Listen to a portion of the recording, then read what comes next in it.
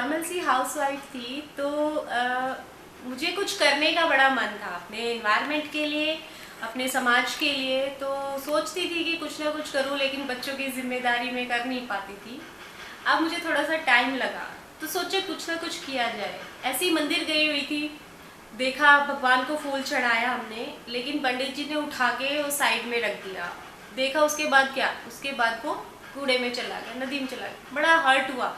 बहुत पवित्र चीज़ होती है फूल, जो हम भगवान को बड़ी श्रद्धा के साथ चढ़ाते हैं, लेकिन क्या किया, 2 मिनट के अंदर वो कूड़े में चला गया। तो बड़ा दिल दुखी हुआ, सोचा क्यों इस पर कुछ ना किया जाए। तो उस पर मैंने काम शुरू किया, एनवायरनमेंट से रिसर्च किया, थोड़ा सा नेट पे सोचा कि कुछ ना कुछ कर सकते हैं। तो देखा कि इन फूलों से हम बहुत सारी चीज़ें बना सकते हैं। तो बस अपनी गाड़ी उठाई और फूलों के लिए मंदिर चली गई। पंडित जी से बातें की, समझाया। कुछ लोगों ने मदद भी कर दी, कुछ लोगों ने अवॉइड कर दिया कि नॉर्मल हाउसवाइफ है, क्या कर लेगी, 2 दिन करेगी, शौक है, ख़त्म हो जाएगा। लेकिन मैंने अपनी हिम्मत नहीं हारी।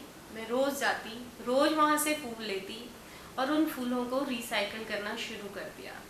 एक जगह हमने उन फूलों को इकट्ठा किया तो देखा उन फूलों के साथ साथ हमारे पास तो बहुत सारी चीज़ें आ रही थी। माता की चुन्नियाँ भी आ रही थी, तेल भी आ रहा था। तो हमने उन सबको यूज़ करना शुरू किया, उनसे कुछ प्रोडक्ट्स बनाए। तो जब प्रोडक्ट बनाए तो वो मतलब सोचा कि अब क्या किया जाए उन प्रोडक्ट्स का। तो वो लेडीज़ जो थी, मैंने उनको आप और लेडीज़ को जोड़ा, 10-12 महिलाओं को जोड़ा। उनको बोला इन फूलों को छांटो, इनका पाउडर बनाओ, इनसे कुछ प्रोडक्ट्स बनाओ। तो हमने उनसे ऑर्गेनिक हैंडमेड धूप स्टिक्स बनाई, जो बहुत प्यारी खुशबू देती है। उससे क्या हुआ, एनवायरनमेंट को तो हम सेव कर पाए। अभी गुड़गांव में हम लोग काम कर रहे हैं, 25-26 मंदिरों से हमारे पास 300-400 किलो फूल आ जाता है रोज।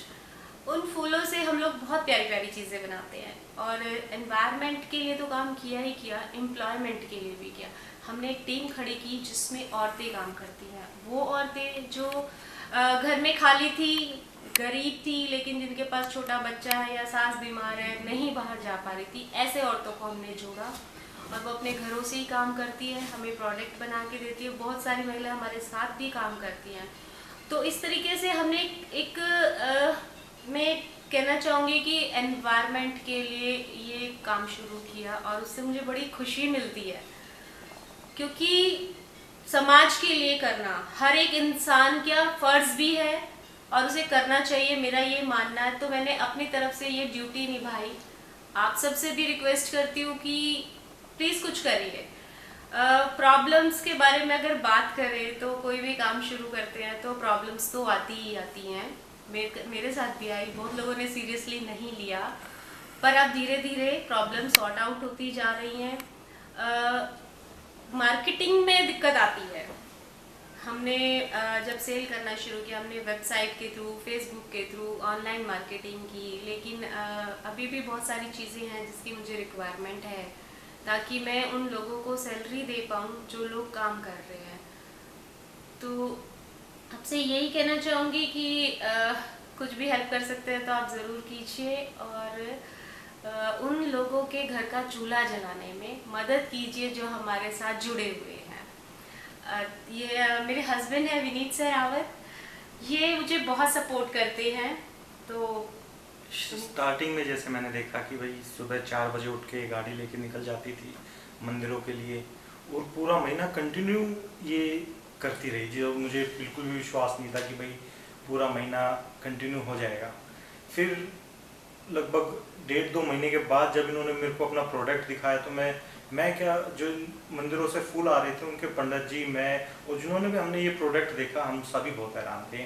और बाद में इतनी खुशी मिलती थी कि इतना अच्छे वेस्ट मटेरियल से इतना अच्छा फूल और इतने अच्छे प्रोडक्ट इन्होंने तैयार किए हैं, इसके बारे में बड़ा अच्छा लगता है। फाइनेंशियली भी इन्होंने मुझे बहुत सपोर्ट किया, और मेंटली भी बहुत ज़्यादा मुझे सपोर्ट। मतलब मेरी अगर मैं कहूँ कि वन एंड ओनली ताकत तो कौन है, तो वो मेरे हस्बैंड हैं, जिन्होंने मुझे हर तरीके से सपोर्ट किया है।